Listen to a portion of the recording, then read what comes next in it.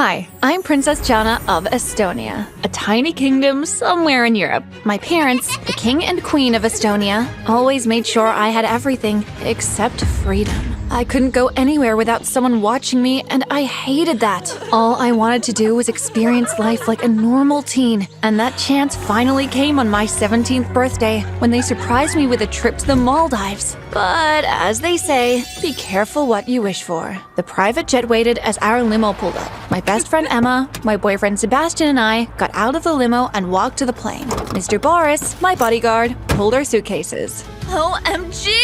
I can't believe this is real! Somebody pinch me! Sebastian pinched Emma playfully and they laughed. I liked that they got along. It's just a private jet, Em.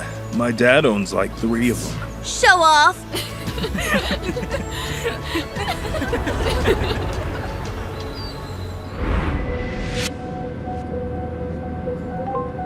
Emma was my only friend. She'd been picked by my mother and introduced to me on my 5th birthday. My mother had called her my birthday present. Crazy, I know. Sebastian, on the other hand, was the son of a wealthy businessman, and we met when his family visited the palace. Do you guys want to go bungee jumping? I've always wanted to try it. Bungee jumping? Are you insane? The queen will never approve it. She doesn't need to know. Seb, what do you think?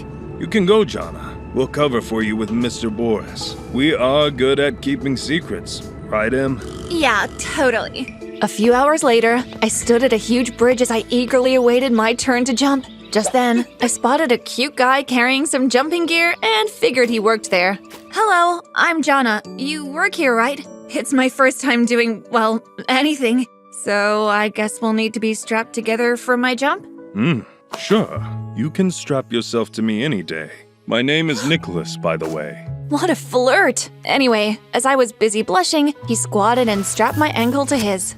I know we just met, but you're going to have to hug me for this one. I mean, I knew it was for the jump. Why was my heart beating so fast? Without thinking too much, I wrapped my hands around him and closed my eyes. Ready? Yes! Here we go! Hold on tight! And that is exactly what I did. When we jumped, I squealed all the way through while he laughed. It was the most exhilarating experience of my life. After my adventure, I sneaked back into the hotel, excited to tell Sebastian and Emma all about it, but they were not in the room, so I went looking for them. A few minutes later, I spotted them lounging by our suite's private pool and was about to open the door when I heard Emma mention my name. I'm so sick of Jana. If I hear her complain one more time about not being able to live a normal life, my ears will bleed. Right? And I'm only dating her because the king requested my dad that I do it as a favor to him. Wait, what? I thought you were into her. No way! I can't even stand her. Besides, you're way hotter than her. I think you're hot too. You can do way better than her entitled highness. I watched in shock as Sebastian moved towards Emma and kissed her. Enraged, I stormed into view and they jumped apart. Are you freaking kidding me? How could you do this to me? And how could you say all those awful things about me? Well, everything you just heard, it's all true. We can't stand you. She wasn't even sorry. And it's not my fault that Seb likes me better than a whiny little brat like you. I was so mad I lunged at her and we fell into the pool. A whiny brat? How dare you? Let me go! Whoa, ladies. Let's all calm down and talk about this, please. There's nothing to talk about. I'm done with both of you. I got out of the pool, angry, and as I walked away, I slipped and fell. Ow! As I lay there clutching my knee, Mr. Boris came rushing in. Jana, what happened here? I caught them saying mean things about me. Then they kissed and Please, take a deep breath. Everything will be fine, darling. But right now, we have to go back home, so your personal doctor can check your knee. As he carried me out of there, I felt safe, like everything would be okay. Mr. Boris always made me feel this way. He was more of a father to me than the king. Thank you for always being there for me, Mr. Boris. When we arrived back home, Mr. Boris wheeled me into the living room. When my mother saw me, she got off her chair and rushed towards me. Jana, what happened? Jana went bungee jumping. We tried to stop her, but she didn't want to listen to us. Have you completely lost your mind? Mother, She tried to take us with her, but we refused. Sebastian and Emma really wanted me to get into trouble. How could you be so reckless? We trusted you this one time, but you failed. And you... How could you let her do that? You're so lucky I can't fire you. I followed her and watched her. She was not in any danger, Your Highness. What? I thought I was alone. You're never alone, my girl. Go to your room, now! Don't you mean my prison cell? As Mr. Boris pushed me out of the room, I couldn't help but wish that he was the king. A few days later, Mr. Boris and I were out on the lawn when he knelt next to me and handed me a necklace with a locket on it. What's this? It's my birthday gift to you. I'm sorry your trip didn't go as planned. Wow, thank you so much. It's beautiful. I'm never taking it off. As Mr. Boris helped me put on the necklace, we saw my mother walk towards us, a bunch of servants following her closely. Mother, is everything okay? Yes, Jana. I'm here to introduce you to your nurse. We hired him just a few minutes ago.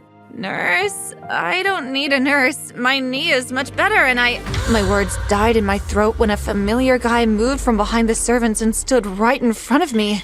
Hello, Princess. I'm Nicholas. It's a pleasure to meet you, for the first time ever. Clearly, Nicholas didn't want the queen to know we'd met before because she'd probably fire him. On second thought, Mom, I don't mind being pushed around and taken care of. I don't want to strain my knee too much. Very well, Jana. I'll see you later. And please do everything Nicholas asks. You heard her. This was going to be fun. A few minutes later, Nicholas pushed me down a paved path, and when we were far enough, I asked him what I'd been dying to ask. How are you here? Aren't you supposed to be in the Maldives? Because I live here. I was just in the Maldives for vacation. Why didn't you tell me you weren't the jumping instructor? You looked scared, so I figured I assist the damsel in distress. Whoa! There's no damsel in distress here. If you say so, Princess. Whatever. Just wheel me back to my room now. I'm quite tired and I need to rest. First day, you're already inviting me to your room? Fine, I'll just wheel myself. I wheeled myself away from Nicholas, and just when I rounded a corner, I saw Sebastian and Emma kissing in front of the palace fountain. I took out my phone and took a picture of them. When I got a chance, I'd use that against them. Disgusting! Careful, you might hurt your other leg and die of jealousy altogether. And then, all of a sudden, when Emma noticed Nicholas, she threw herself at him like a groupie. Hi, handsome. I'm Emma. And you are? Not interested. As much as I was enjoying Emma's embarrassment, I noticed something much more interesting. The main gate was wide open, and without thinking, I took off. Hey, where are you going? Anywhere but here. I can't look at these two anymore. I expected him to stop me, but to my surprise, he smiled. Okay, well, just wait here while I go get my car. As he walked away, I felt so excited. Nicholas was my ticket to freedom. Nicholas drove us to a movie theater, and when we arrived, he parked his car and took his shirt off. What are you doing? Relax, Princess. It's not that kind of date. I'm just changing into regular clothes. I can't go to a movie in scrubs. Of course. Makes sense. Did you say date? I've never been on a date before. What about Mr. Casanova back there? I assume he was your boyfriend at some point? He was, but we never went out anywhere. Well, that's his loss. Let's go. They're showing a new horror movie. This should be fun. He was right. It was fun. For him, at least. I, on the other hand, screamed and covered my face so many times, much to Nicholas's amusement. After the movie, Nicholas pushed me out and was about to help me back in his car when I stopped him. Wait, will you do me one last favor? Oh, God. Please stop doing that. You look like you're having a seizure. I really thought I was being cute. Okay. What do you want? I want to drive your car. Absolutely not. You're hurt. Just then, I stood up from my wheelchair, snapped the car keys from Nicholas, and climbed into the driver's seat. What the heck? You can walk? Yeah, my knee is all healed. It's a miracle. Now get in. Okay, so let me get this clear. You could walk this whole time. Yeah, sorry. You're not mad? What? No. It's obvious you pretended just so you could keep me around. You like me. He was right, but there was no way I was going to admit it. Shut up! As soon as I stepped on the gas, the car jerked backwards and rammed right into a tree. Nick, are you okay? Yes, Princess. I'm okay. I can't say the same for my car. I'm so sorry. My parents are gonna kill me. You're right. They are. Nick and I turned to see Mr. Boris standing there. Mr. Boris, where did you come from? I found you through the mobile tracker on your phone. Of course my phone had a tracker. I wasn't even surprised anymore. Don't worry about the car. I've already called a tow company. I need to get you home now. I'm really sorry, Nick. As soon as we walked into the living room, my father walked towards us, angry. Boris, you were supposed to bring Jonna back hours ago. And wait, you can walk? Your Majesty, the princess went to a movie, and I didn't want to interrupt because she looked happy for once. Are you saying that she's unhappy here? Yes, that's what I've been trying to say all this time. I even had to pretend just so I could spend time with Nicholas. You ungrateful girl! We should have never adopted you in the first place. Of all the things I expected her to say, that was not one of them. And as if summoned by the devil himself, Emma and Sebastian chose that moment to walk in. Oh, she walks! I knew it. She was faking it so she could keep that stupid nurse around. Shut up, both of you! Did you just say I'm adopted? What? This is too good. I knew all along you didn't have royal blood in you. You two need to get out! Don't talk to your friends like that! Friends? These two betrayed me and you didn't even bother to ask for my side of the story! Oh, honey, I'm sure it was a momentary lapse of judgment on their part. Seeing how clueless my mother was, I fished out the picture I took of them earlier and showed it to her. See what my so-called friends have been doing right under my nose? She took one look at the photo and grabbed Emma by her ears. Is this what I paid you for? I am so sorry, Your Highness. Quiet! Both of you, get out! Emma was finally getting what she deserved. But I couldn't take the tension anymore, so I stormed out. I thought my day couldn't get any crazier. Boy, was I wrong. After I stormed out, I went to the palace garden, and as I sat crying, Mr. Boris joined me.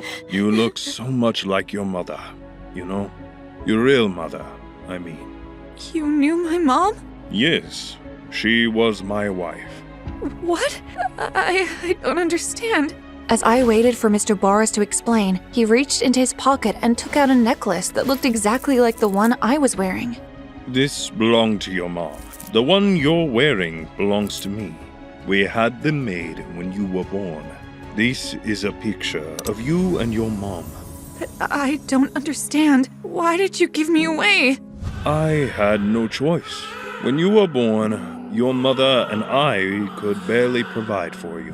One day you became very ill, and I decided to seek help from the king and queen. Mr. Boris continued to explain that the king and his wife, who couldn't have children, agreed to help him on one condition, that he let them adopt me. I only agreed as long as they allowed me to stay by your side.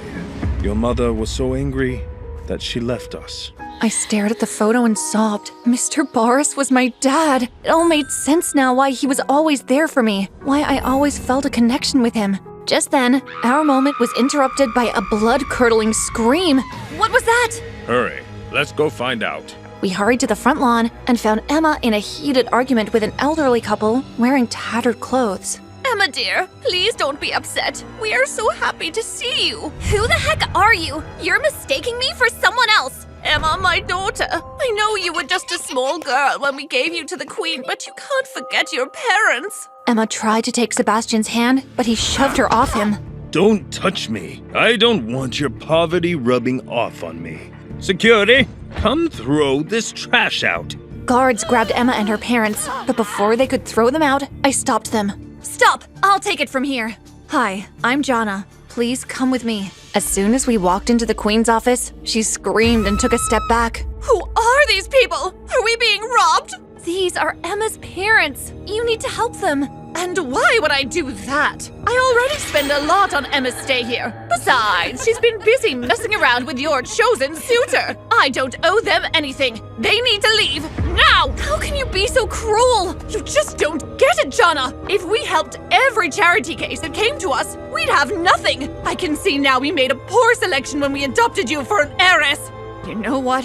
You don't have to regret your selection anymore. I'm leaving the palace. Look, I know we probably have not been the most attentive parents, the king and I, but we have only wanted the best for you. Why would you want to leave us? Because even though Mr. Boris was just my chauffeur, he was more of a parent than you guys were. All you did was lock me up and set me up with people who didn't even genuinely like me. I want to be more myself. Be free to do whatever I want. I wasn't meant to be an heir. You said it yourself.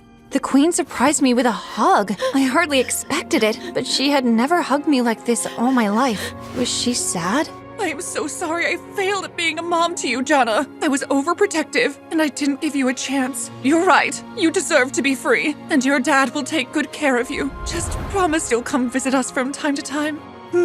I will take good care of her, Your Highness, and make sure she visits. Thank you, Boris. You've always been kind. If you need anything, don't hesitate to call me. The queen kissed my cheek and left. I was still trying to process her reaction when Mr. Boris took my hand. Come on, honey. We have some packing to do. A few hours later, Mr. Boris and I drove to a cabin outside of town, and imagine my surprise when I saw Nicholas waiting. I was so excited, I ran up to him and hugged him.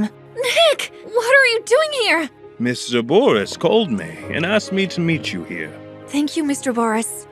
Dad, for everything. So, Princess, are you ready for your new life? You know I'm not a princess anymore. You'll always be a princess to me. That's so corny, Nick. I felt a sense of peace, as I knew with Nicholas and my dad by my side, I would always be okay.